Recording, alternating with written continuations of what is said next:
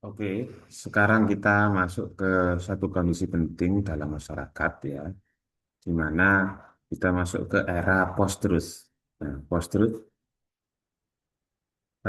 ini artinya kan post dari kata post, setelah truth hilang, kebenaran. Setelah kebenaran itu ada apa? eh, Kegagalan gitu misalkan gitu ya. Tidak begitu. Jadi post-truth bukan berarti kebenaran itu hilang atau setelah kebenaran itu sirna, tidak, tetapi kebenaran tidak lagi menjadi pertimbangan utama. Jadi dari kemarin itu kan kita kan dari awal sampai sekarang itu kan penyelesaiannya itu mencari tentang kebenaran melalui filsafat. Sekarang tidak, kebenaran itu bergeser, kebenaran itu menjadi hal-hal yang tidak penting lagi. Gitu. Poin utamanya di sini postur itu adalah kondisi. Postur adalah kondisi ketika fakta kalah oleh emosi dan keyakinan lebih dominan. Jadi postur itu kondisi sosial, bukan lagi sebuah kebohongan tertentu. Kondisi sosialnya seperti itu memang. Nah, dan ini menjadi situasi masyarakat saat ini ya. Dan bukan suatu hoax dan bukan juga satu orang. Artinya ketika fakta itu pun tersedia, orang tetap memilih apa yang ingin tetap mereka percaya, gitu ya. Meskipun sudah ada faktanya memang A gitu ya, tapi ketika masyarakat ingin B, tetap menjadi B, begitu. Dan yang poin dua ini keyakinan lebih dominan ya. Di era post-truth ini fakta bisa dikalahkan oleh emosi-emosi atau keyakinan-keyakinan yang lebih dominan. Kita, kita beri contoh di anu ya, contoh ya.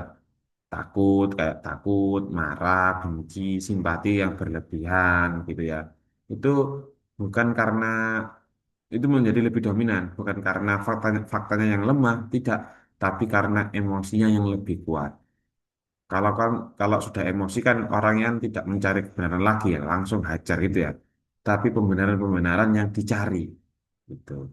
Keyakinan pribadi atau kelompok itu ini menjadi lebih dominan daripada data. Nah, seperti agama kelompok ya, agama tertentu, politik tertentu, identitas tertentu, kelompok-kelompok organisasi masyarakat tertentu. Ini suatu dianggap benar bukan karena diuji atau menjadi fakta, tetapi karena suatu itu sesuai, ya kebenaran itu sesuai dengan yang diyakini oleh kelompok-kelompok tersebut. Nah, inilah yang paling berbahaya dalam kondisi post-truth, bukan karena kita kekurangan fakta, data, informasi kan sudah melimpah ya, tapi karena kita berhenti peduli pada fakta-fakta itu tersendiri. Itu post-truth ya untuk awal. Selanjutnya, slide selanjutnya, ciri-cirinya, ciri-cirinya post-truth ya, ciri-ciri post-truth. Hmm.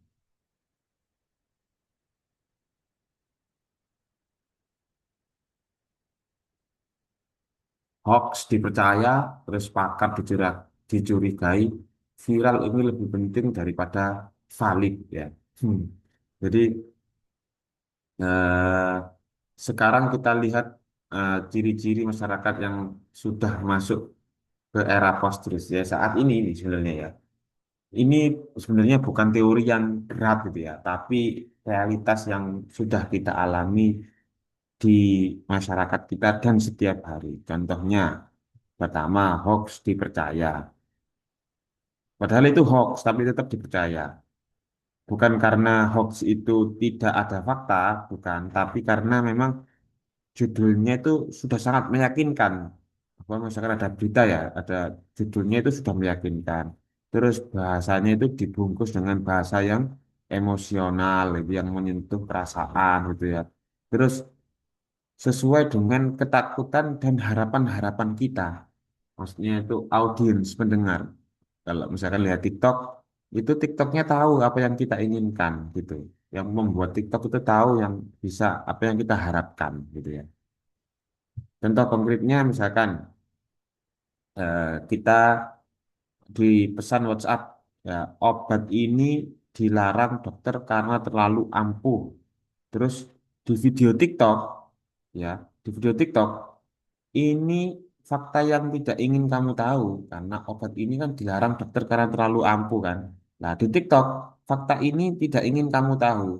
Maka kalau sudah menyentuh rasa takut dan harapan, orang jarang bertanya datanya dari mana. Tidak begitu. Tapi ya tetap aja ya di di apa dipoles-poles sekiranya ini dokternya yang salah, terus obatnya yang salah, gitu ya. Padahal eh, faktanya memang kamu tidak ingin kamu ketahui itu. Nah, gitu. Terus pakar dicurigai, maksudnya orang ahli, orang yang pintar, orang yang baik, yang sesuai dengan keahliannya itu malah dicurigai ciri-ciri yang kedua ini. Terus misalkan ya dokter dianggap bohong, guru atau dosen dianggap punya misi tertentu, eh, punya agenda tertentu, ilmuwan disebut pesanan gitu ya. Soalnya memang kondisinya memang begitu. Profesor bisa dibeli. Padahal kalau kita ngomongkan profesor itu tahapannya itu capek ya. Ini tahapannya itu dari awal dia itu S2 gitu ya. Dia kategorinya asisten ahli. Setelah asisten ahli naik lektor. Lektor terus lektor kepala. Itu sekaligus dia menjadi doktor ya. Terus setelah lektor kepala jadi guru besar. Guru besar nanti jadi associate profesor. Eh, sebelum guru besar ya, itu associate profesor, asokdok, gitu macam-macam sampai mungkin bertahun-tahun. Tapi hal ini dengan mudahnya media itu menggoreng kalau profesor itu bisa dijual belikan. Akhirnya apa? Dampaknya ini yang lebih sulit untuk dipulihkan. Etika akademik sulit menjadi tolak ukur bahwa pakar ini dipercaya. Akhirnya apa? Guru, dosen tidak diindahkan lagi perkataannya. Akhirnya di masyarakat moral etika menjadi sudah tidak berlaku. Nah, ini memang yang salah, yang salah media terlalu dan ini politik. Ya, politik ini sudah menghancurkan seluruh tatanan masyarakat etika. Mengembalikannya itu tentu sangat mahal dan tidak serta-merta 1 tahun, 2 tahun, bisa puluhan, ratusan tahun untuk memulihkan satu generasi bahkan gitu ya. Hancurnya itu menghancurkan satu generasi gitu. Oke, terus di era post-truth ini eh, keahlian itu tidak lagi dihormati. Kepintaran intelektual itu orang yang pintar itu tidak dihormati karena tidak karena dianggap mengganggu keyakinan, mengganggu kenyamanan, mengganggu harapan-harapan gitu ya. Yang diinginkan itu yang ini sesuai dengan keinginan netizen gitu. Misalkan contoh ya, dokter itu dibayar industri, terus dosen, intelektual, ilmuwan itu antek asing, profesor tidak paham yang dialami oleh rakyat, profesor tidak dipaham realitas rakyat, bukan karena argumennya salah, tapi karena tidak sesuai dengan emosi atau ideologi. Yang terakhir, viral ini lebih penting daripada valid, ya. Itu ciri yang ketiga. Viral itu cepat menyebar, kalau valid itu sulit, harus diuji dulu, terus diverifikasi. Dalam post-truth, ya, kecepatan ini mengalahkan kebenaran. Contohnya video pendek, ya, short video itu short-short di TikTok itu lebih dipercaya daripada artikel ilmiah. Terus komentar-komentar netizen itu yang bawah-bawah itu lebih dipercaya daripada riset yang benar-benar riset gitu ya. Jadi post-truth ini berbahaya bukan karena orang-orang bodoh, bukan ya, tapi karena sistem informasi membuat emosi lebih berkuasa daripada akal. Akal sudah hilang, ya. The age of reason sudah habis, jadi masuk ke akal. Begitu. Ini ciri-ciri post-truth. Ada kesalahan fatal, ya ini juga menghubungkan materi sebelumnya postmodernisme sebagai ini penyebab sebagai postmodernisme sering disalahkan sebagai penyebab post-truth. gitu ya. Tidak begitu. Lantas bagaimana? Begini, sebentar. Eh,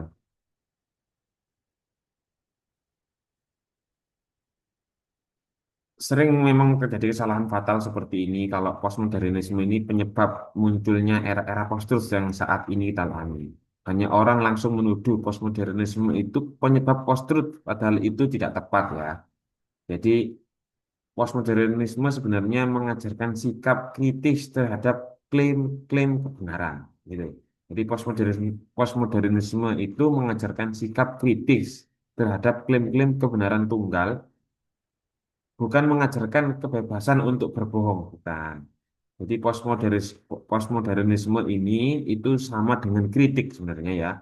Kalau post-truth itu sama dengan manipulasi, manipulasi.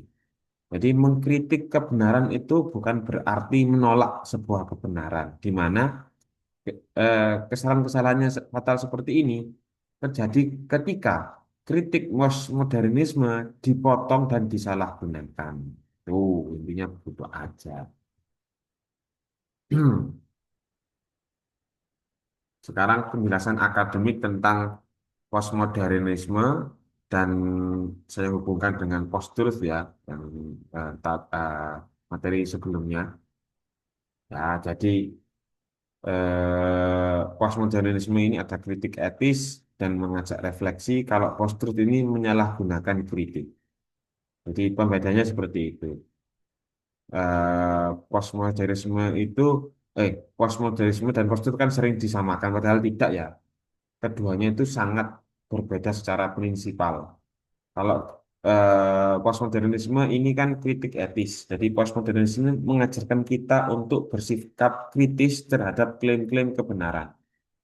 Nah, kita seluruhnya itu dikritisi. Klaim-klaim kebenaran itu tidak bisa, tidak boleh kita telan mentah-mentah. Terus kita kemarin masih ingat ya, kalau postmodernisme itu mempertanyakan sumbernya dari mana. Terus melihat konteksnya itu di mana, kapan, waktunya, tempatnya di mana. Terus motifnya apa, kepentingannya apa. Itu. Tetapi kalau kritik ini bersifat etis ya, kritik etik ini artinya tetap bertanggung jawab pada kebenaran, masih mencari sebuah kebenaran yang sejati. Kalau postur tidak. Jadi kritik ini disalahgunakan untuk dimanipulasi untuk kepentingan personal individu, kelompok atau identitas golongan masyarakat gitu ya. Contohnya ya, kita mengkritik hasil riset dengan metodologi, dengan data, dengan argumen. Kalau post-truth, mengkritiknya lewat emosi, serangan personal, gitu, hoax, tandingan, gitu ya. Begitu terus gitu. Nah ini, nggak selesai-selesai. Jadi postmodernisme itu masih baik ya, karena mengajak kita berpikir lebih dalam. Tapi bukan asal-asalan nolak, ini salah, salah, bukan begitu. Kita lebih dalam dulu. Terus mengajak refleksi gitu ya, yang ciri-ciri yang kedua itu mengajak pada refleksi, mengajak merefleksikan posisi kita sendiri. Nah, tadi kita kan punya bias, bias itu hal-hal yang subjektif dalam diri kita, dan kita juga punya kepentingan, juga tidak sepenuhnya netral. Contohnya, eh, apakah saya objektif atau saya sedang membela posisi saya? Terus bagaimana kalau saya posisikan ke eh, kubu oposisi, maksudnya kita posisikan orang lain, kita berpikir ke orang lain, bagaimana? Terus, apakah hal ini tidak sesuai dengan keyakinan saya? Nah, selalu selalu mengajak refleksi seperti itu. Kalau post-truth itu kan penyalahgunaan kritik ini ciri-cirinya. Kritik itu sama dengan mencari kebenaran kan? Kalau post-truth mencari pembenaran, gitu. Menolak data ilmiah dengan argumen-argumen, tapi dengan kalimat itu kan versi kalian, kalau ini kan versi saya, biasanya seperti itu. Itu kan menurutmu, kalau menurutku seperti ini. Menganggap seluruh pendapat personal itu valid tanpa ada verifikasi. Post-truth ini menjadi terjadi ketika orang yang berhenti bertanggung jawab terhadap kebenaran, gitu ya.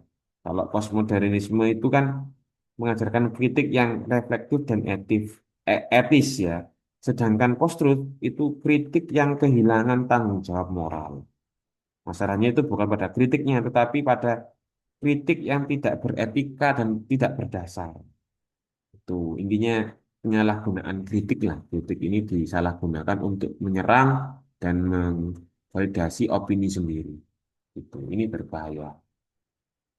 Hmm, sudah lanjut.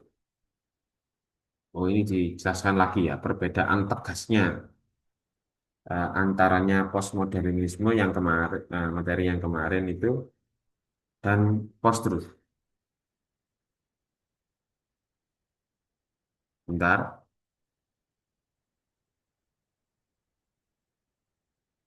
Kalau postmodernisme itu ada kritis dan bertanggung jawab. Kalau post-truth itu ada manipulatif dan emosional. Ya, sekarang kita buat perbedaan ya, yang benar-benar tegas ya sebenarnya ya, antaranya kedua ini. Keduanya ini memang sama-sama berbicara antaranya postmodernisme dengan post ini, keduanya itu sama-sama berbicara tentang kebenaran sebenarnya. Tetapi arah dan sikapnya itu sangat berbeda. Contoh ya, yang pertama ini misalkan postmodernisme fokusnya itu ciri-cirinya yang paling tegas itu kritis. Ya. Kritis itu tidak menelan serta-merta klaim kebenaran secara mentah-mentah, tapi dikunyah dulu. Ya, sudah saya ingatkan ya, siapa yang berbicara, dari mana datanya, terus konteksnya apa. Contohnya ya, saya ulang lagi postmodernisme biar lebih paham. Oke, ada informasi. Jika kita membaca berita ya, atau membaca TikTok, kita cek dulu sumbernya dari mana. Siapa yang ngomong?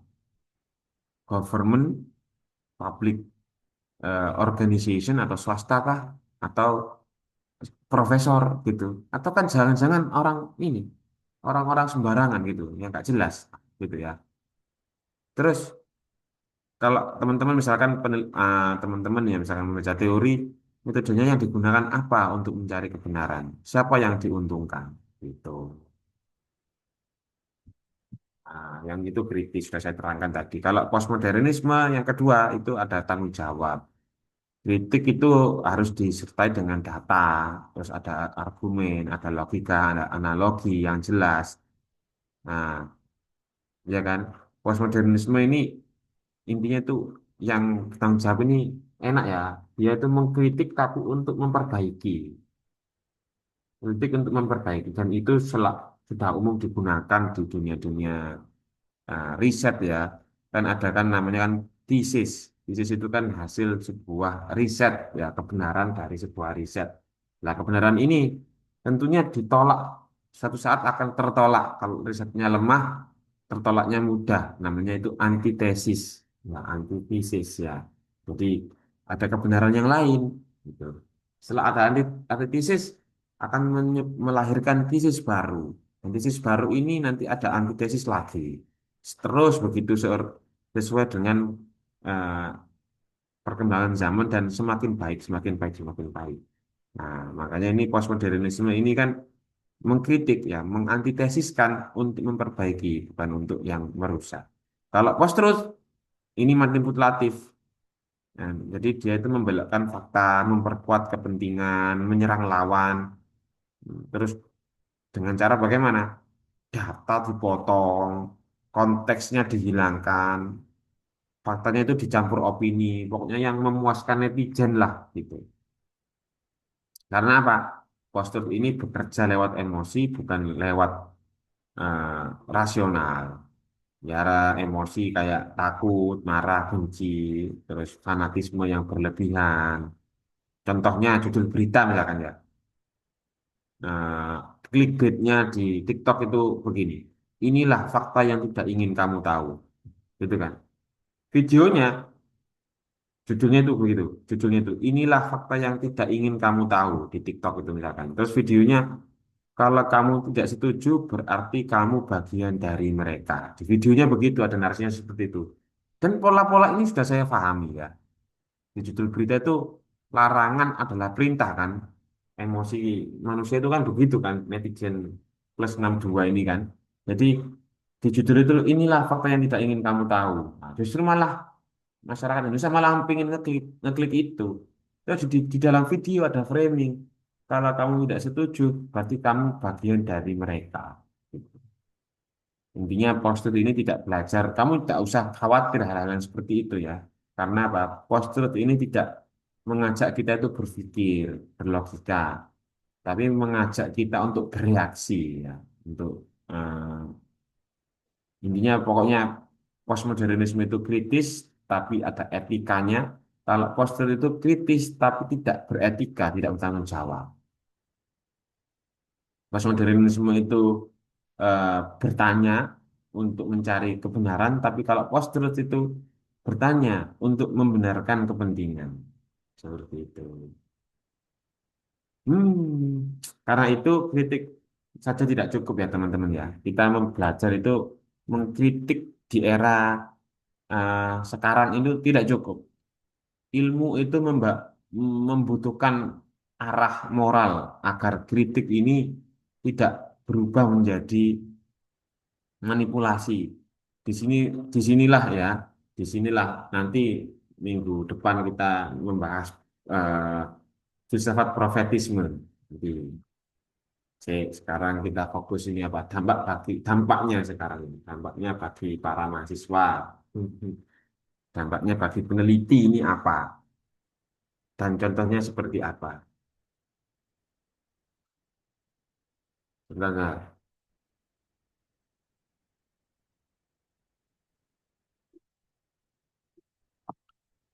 dampaknya jika tidak kritis, akhirnya kita mahasiswa, netizen, terutama masyarakat Indonesia menjadi mudah percaya hoax, anti ilmu. Nah, terus jika paham, maka melek epistemologi. Pasti sudah lupa apa itu epistemologi. Ya, jadi pembahasan sekarang ini kita turunkan ke pembahasan sesuai dengan kehidupan kita sehari-hari ya. Post-truth itu kan kalau kita pahami bukan hanya urusan politik atau media ya sebenarnya, tapi sangat mempengaruhi cara kita belajar dan berpikir. Jadi postur ini dampaknya itu sampai bisa mempengaruhi bagaimana cara kita belajar dan berpikir bersikap begitu. Postur itu begitu. Jadi contoh ya pertama ya, jika tidak kritis maka mudah percaya hoax. Kalau teman-teman ini tidak kritis, yang pertama terjadi adalah akan sangat mudah percaya pada hoax. Ciri-cirinya begitu. Kalau ada berita langsung percaya, gitu. Langsung percaya dari info, meskipun dari grup WA, ada dari akun TikTok atau potongan-potongan video di Instagram, gitu. Tanpa ada pertanyaan sumbernya dari siapa, datanya apa, konteksnya bagaimana. Yang penting cocok dan viral, gitu ya. Nah, bukan yang benar. Makanya kan ada apa sih kemarin itu? Kalau nggak naik gunung, pokoknya nggak viral. Kalau teman-teman itu nggak ngikuti tren-tren ini, nanti ketinggalan. Itu apa sih? Sindrom apa sih? Sindrom apa gitu saya lupa ya. Nah ini karena kalau nggak tahu yang viral, nanti kamu dianggap tidak menjadi identitas tidak menjadi identitas bagian dari mereka. Gitu, gitu ya. Tahu. Kalau anti ilmu ini maksudnya apa? Akibat berikutnya itu anti ilmu. Jadi mahasiswa, masyarakat Indonesia itu mulai curiga pada dosen, pada jurnal, pada penelitian. Ah, jurnal bisa diatur, profesor bisa dibeli, terus kadang-kadang juga nggak relevan gitu ya. Jadi akhirnya angka mahasiswa atau angka mahasiswa semakin menurun. Orang-orang tidak lagi mau kuliah karena yang viral yang diinginkan, bukan era-era ilmu lagi yang yang menjadi tolak ukur, tapi yang viral-viral yang sesuai dengan ilmu. Ya. Tapi kalau masih teman-teman ini paham melek dengan epistemologi, maka eh, Mereka akan tahu bagaimana pengetahuan ini dibangun. Ya, mereka akan paham, netizen ini akan paham, teman-teman ini akan paham perbedaan opini dan fakta, data atau kan penafsiran-penafsiran gitu. Validasi yang benar-benar valid atau hanya sekedar viral-viral saja. Contohnya, ya, ketika tidak langsung menolak berita, tapi mencari tahu sumbernya mana, itu sudah dampak bagus itu ya. Terus membandingkan beberapa informasi, atau bertanyalah, ini klaim atau di kolom chat, ini klaim atau hasil penelitian, dari mana ini penelitiannya, gitu. Mahasiswa yang seperti ini yang saya inginkan ya, yang melek epistemologi kritis, tapi tetap etis gitu.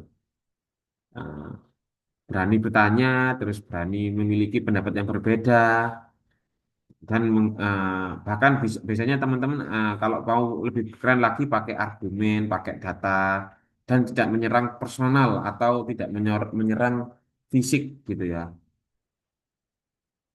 Gitu. Jadi mahasiswa teman-teman ini kalau ini ya, kalau jadi mahasiswa yang keren itu ya, yang tidak kritis itu mudah yakin tapi dangkal. Mahasiswa itu yang melek epistemologi itu tidak yang mudah yakin tapi itu mendalam gitu.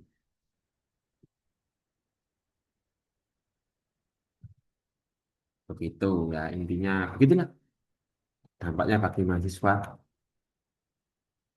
Ya ini dampak sikap ilmu yang sehat ya, skeptis ya, ingin tahu tapi tetap etis, kritis tetapi tetap bertanggung jawab. Saya jelaskan tadi. Ya, peran pesawat ini ilmu di sini membantu mahasiswa memilah informasi, terus bisa akhirnya kan tahu kan teman-teman membaca kepentingan ini berita ini untuk apa, gitu, untuk siapa, kepentingan politik partai mana ini, gitu kan. Akhirnya kita bisa memetakan tanpa ada kita terjun terjun ke lapangan sudah tahu, oh ternyata motifnya seperti ini, gitu. Terus kita menuju ke etika ilmu. Pertanyaan lanjutan ya, untuk apa ilmu digunakan dan siapa yang dilindungi? Ini membuka etika ilmu. Ya, tadi ini sebenarnya sudah saya jelaskan ya. Ya, intinya postmodernisme itu bukan akhir dari kebenaran, tetapi awal tanggung jawab kita untuk berpikir gitu ya.